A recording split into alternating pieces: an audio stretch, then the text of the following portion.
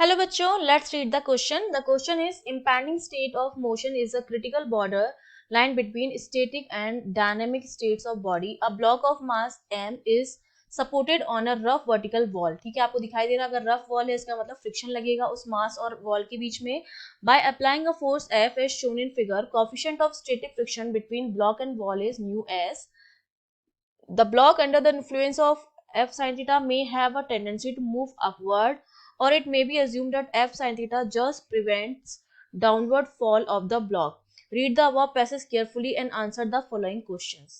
ठीक है, तो सबसे पहला क्वेश्चन हमसे पूछा जा रहा है minimum value of force F required to keep the block stationary. हम चाहते हैं कि मेरा जो ब्लॉक है वो रेस्ट कंडीशन में रहे, तो F की मिनिमम वैल्यू क्या होनी चाहिए.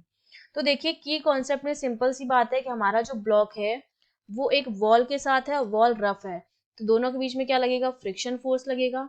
ठीक है, फ्रिक्शन फोर्स हमेशा मोशन की अपोजिट डायरेक्शन लगता है, अपोज करता है मोशन का, अपोज द मोशन. ठीक है, तो सबसे पहले तो हम क्या बनाएंगे, फ्री बॉडी डायग्राम बनाएंगे और फोर्सेस देखेंगे कौन कौन से लग रहे हैं. तो देखिए एफ जो लग रहा है वो थीटा एंगल पर लग रहा है, तो इसके हम कंपोनेंट ले लेंगे.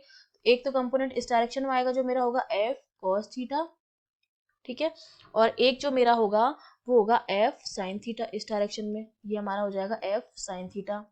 ये वेट है तो इसका वेट लगेगा नीचे की तरफ mg, और ये वॉल इस पर लगाएगी नॉर्मल रिएक्शन जो हमारा इस डायरेक्शन में लगेगा नॉर्मल रिएक्शन. ठीक है, और फ्रिक्शन फोर्स लगेगा हमारा वॉल और इसके बीच में क्या लगेगा, फ्रिक्शन फोर्स लगेगा. अगर मैं मान लूं कि मेरा जो एफ साइन थीटा है वो इसको अपवर्ड मूव करा रहा है, या हमने मान लिया कि सिर्फ डाउनवर्ड फॉल से बचा रहा है, ये नीचे गिर रहा था उसको बचा रहा है, तो डाउनवर्ड मोशन अगर हम मान लें तो फ्रिक्शन फोर्स लगेगा हमारा अपोजिट डायरेक्शन में एफ.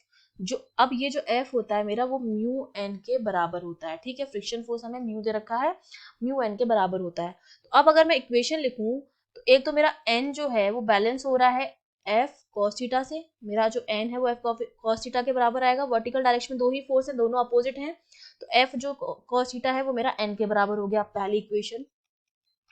अब अगर मैं वर्टिकल मोशन की बात करूं तो देखिए एफ साइन थीटा और फ्रिक्शनल फोर्स सेम डायरेक्शन में है, मतलब F sine theta plus frictional force और एम जी अपोजिट डायरेक्शन में, तो एम जी आ जाएगा हमारे पास. ठीक है, तो यहाँ से फोर्स की मैं वैल्यू लिख सकती हूँ, म्यू एन होती है तो एफ मेरा हो जाएगा म्यू और एन की वैल्यू है एफ कॉस थीटा. तो यहाँ पर मैं लिख सकती हूँ F sine theta plus mu F cos theta that is equals to mg.